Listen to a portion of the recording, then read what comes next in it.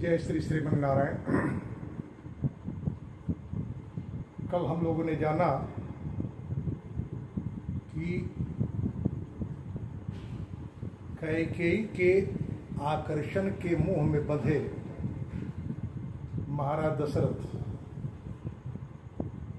कैकेयी के प्रत्येक इच्छा को पूर्ण करने के लिए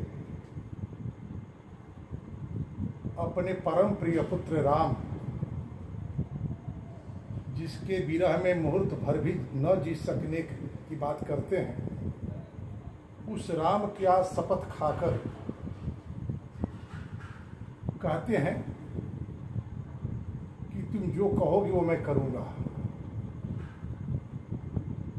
तब स्मर राजा पुरावृत्तम तस्मिन् देवासुरे रणे तत्र त्वां च्यावयच्छत्रु जीवितामंतरा। महाराज याद कीजिए, बहुत पहले की बात है। देवासुर संग्राम में शत्रुओं के द्वारा आपके ऊपर शस्त्र का प्रयोग हुआ। आपकी मृत्यु तो नहीं हुई, लेकिन मृत्यु के निकट आप पहुंच चुके थे। रात भर जगकर मैं आपकी सेवा करी,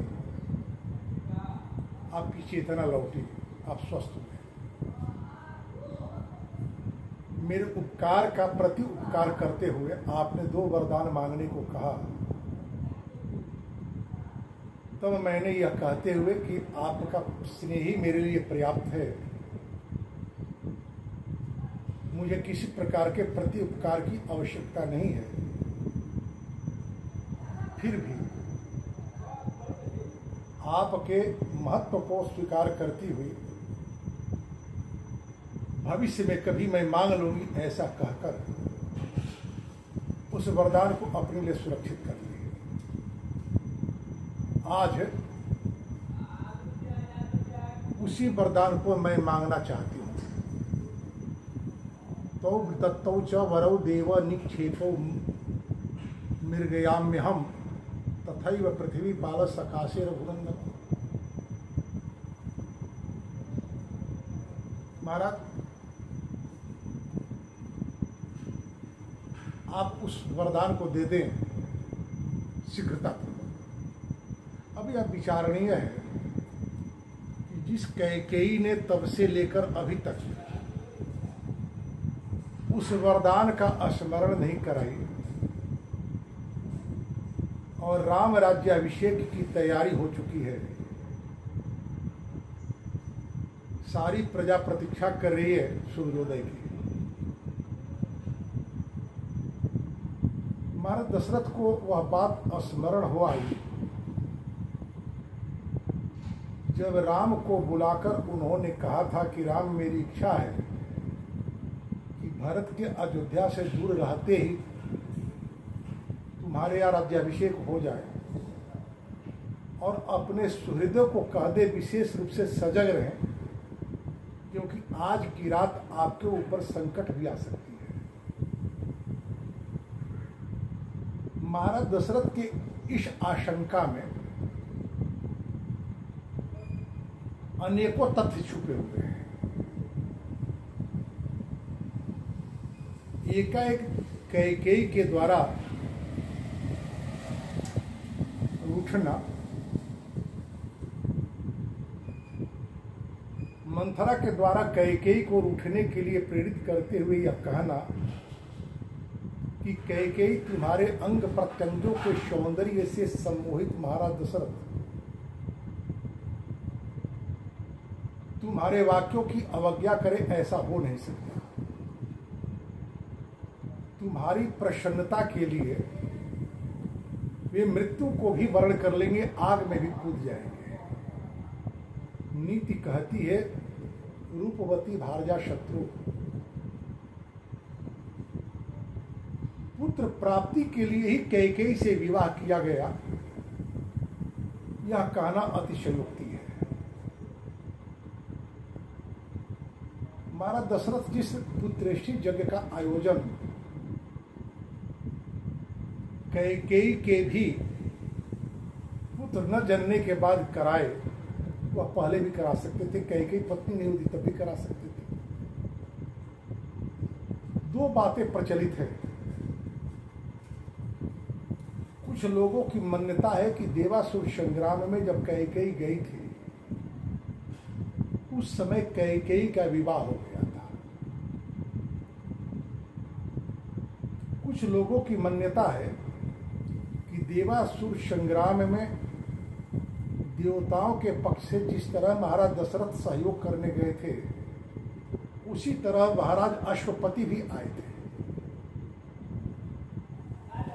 अश्वपति की पुत्री कैकेयी जो है वो अत्यंत दुस्साहसी, निर्भीक, राजनीति और युद्ध नीति को जानने वाली थी। वह भी आई थी। वह भी युद्ध में देव पक्ष से सहभागिनी थी और महाराज दशरथ शत्रु के शस्त्र से आहत होते हैं, उनकी शुश्रूषा करती है। महाराज दशरथ की चेतना लौट आती है, वरदान देते हैं। कहते कि 2 वरदान मांग लो। वो कहते कि मुझे वरदान की आवश्यकता नहीं, आपकी सेवा ही मेरे लिए वरदान है। महाराज दशरथ को कैकेयी का सौंदर्य और व्यवहार भा जाता है। महाराज अश्वपति से कैकेयी के विवाह का निवेदन करते हैं। स्वाभाविक है, कोई भी कन्या का पिता सोचेगा कि अब आयु में इतने अंतर पर विवाह यदि किया जाए तो सुख क्या मिलेगा। महाराज अश्वपति चिंतामग्न होते हैं। महाराज दशरथ कहते हैं कि इसका 2 लाभ होगा। मुझे 2 पत्नियां हैं, उनसे मुझे कोई पुत्र की प्राप्ति नहीं हुई। हो सकता है कि आपके पुत्री से मुझे पुत्र प्राप्त हो जाए। महाराज अश्वपति के मन में यह आशंका घुमड़ती है कि यदि कैकेयी से पुत्र हो सकता है तो अन्य 2 से भी हो सकता है। ऐसी स्थिति में अयोध्या का उत्तराधिकार यत्किंचित कैकेयी से पहले किसी दूसरे रानी को पुत्र हो गया तो उसे मिलेगा।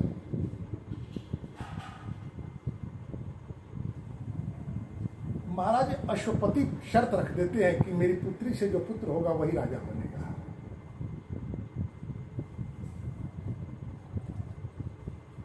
जैसा कि राम राज्याभिषेक की सूचना लेकर आई मंथरा से कैकेयी भरत और राम के बीच में किसी प्रकार की भेद दृष्टि न रखने की बात करती है, कहीं भरत से अधिक राम को चाहने की बात करती है। साथ ही यह भी कहती है कि राम के राजा बनने के 100 वर्षों के बाद भरत को भी अयोध्या का राज्य मिल जाएगा। अयोध्या का उत्तराधिकार किसे मिले, यह महाराज दशरथ और कैकेयी निर्णय करने वाले कौन हैं। अयोध्या का राज्य इक्ष्वाकु वंश की एक स्वस्थ परंपरा है। केवल पिता का पुत्र होने से, राजा का पुत्र होने से कोई राजा नहीं हो जाएगा। उसके भीतर राजा होने की संभावना भी होनी चाहिए। जैसा कि कैकेयी ने कहा भी कि राम के भीतर राजा होने की सारी संभावनाएं हैं। कैकेयी के इन वाक्यों का खंडन करते हुए तर्क प्रस्तुत करती है कि जो आप कैकेयी 100 वर्षों के बाद भरत के राजा होने की संभावना व्यक्त कर रही हो, यह तो तभी संभव है जब राम में राजोचित गुण न हो और प्रजा विद्रोह कर दे। लेकिन आप स्वयं कह रही हो कि राम के भीतर राजा होने के सारे लक्षण विद्यमान हैं, फिर भरत तो राजा नहीं होंगे। मात्र अभी अवसर है, यदि तुम चाहो तो भरत के लिए राज्य की व्यवस्था कर सकते हो।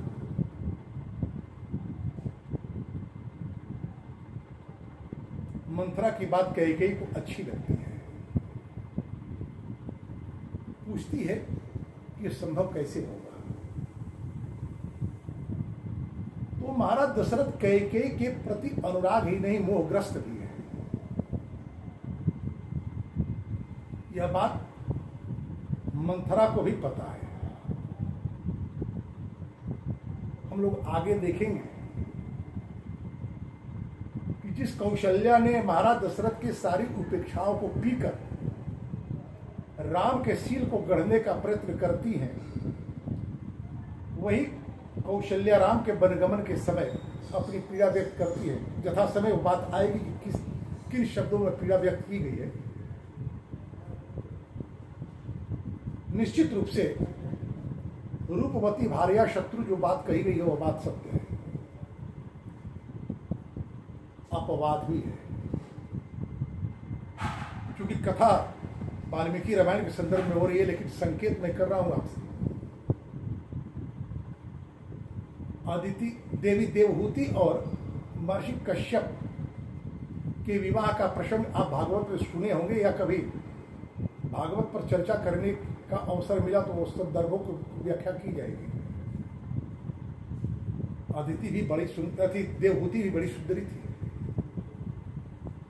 सौंदर्य इतना कि विश्व वसु गंधर्व देवहूति के सौंदर्य को देखकर मूर्छित हो गए थे। लेकिन देवहूति के सौंदर्य या किसी प्रयास से आकर्षित होकर के महाराज कर्दम विवाह का प्रयत्न नहीं किए थे। देवर्षि नारद के द्वारा महर्षि कर्दम के शील गुण और चरित्र की बात सुन देवहूति के भीतर महर्षि कर्दम से विवाह करने की कामना जगी थी और अपने पिता से निवेदन की थी। ऐसा नहीं कि शिक्षापूर्वक महर्षि कर्दम के पास आकर के निवेदन कर की हो कि मैं आपको पसंद करती हूं, आपसे मैं विवाह करना चाहती हूं। महर्षि कर्दम देवहूति के सौंदर्य की चर्चा करते हुए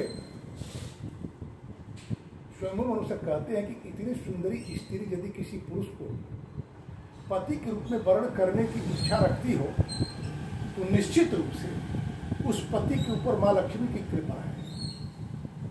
विवाह के सप्तपदी में हम लोग देखते हैं विष्णु स्वानेतु विष्णु स्वानेतु। विवाह जो है भगवान विष्णु के द्वारा हमारे जीवन के उत्कर्ष के लिए एक सहयोग का उपहार है। यदि इन अर्थों में हम स्वीकार करें तो वैवाहिक संबंध को जीते समय भगवान विष्णु के अनुग्रह के प्रति कृतज्ञ होना स्वीकार करेंगे, फिर वहां मोह की स्थिति नहीं बनेगी। लेकिन यदि किसी के सौंदर्य के आकर्षण में आबद्ध होकर उससे विवाह करने की इच्छा महाराज दशरथ की तरह किए तो फिर क्या दशा होगी, तो महाराज दशरथ से ही आप समझ सकते हैं। तत् प्रतिश्रुत्य धर्मेण नच्छे दासी मे वरम अद्य वही प्रहास्यामि जीवितम तत् विमानिता। कैकेयी कुछ संदेह है अब भी अपने सौंदर्य में मोहित महाराज दशरथ और राम के शपथ खाने के बाद भी कैकेयी को संदेह है।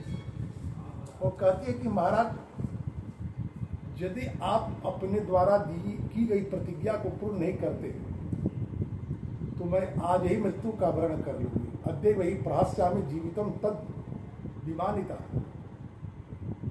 कैकेयी के इस वाक्य को सुनकर महाराज दशरथ की क्या स्थिति हुई। वांग मात्रेण तदा राजा कैकेयी स्ववशीकृतः प्रचस्कंद विनाशाय पाशम मृग इवात्मनः। कैकेयी अपने रूप जाल से अपने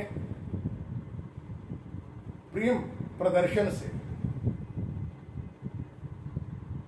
देवासुर संग्राम में महाराज दशरथ की रक्षा आदि कृत्यों से महाराज दशरथ को इतना अपने अधिकार में कर ली है जिस तरह एक मृग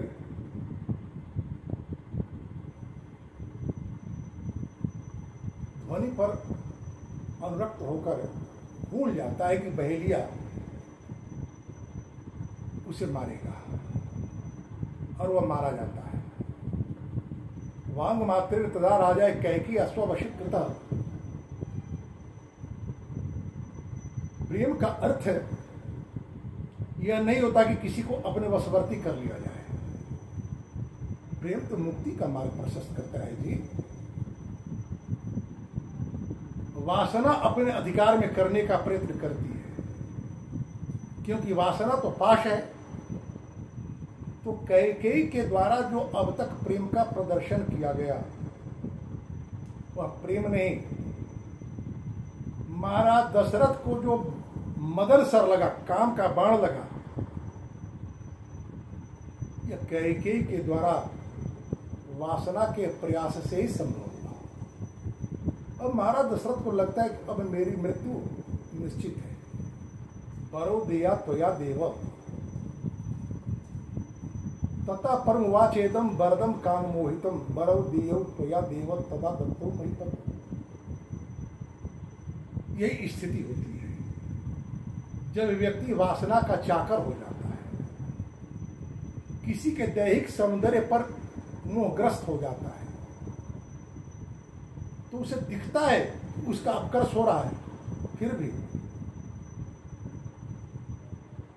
तथा परमवाचेदम वरदम काम मोहितम।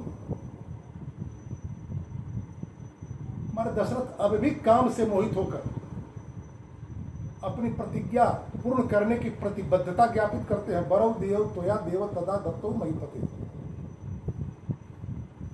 कहती है कि महाराज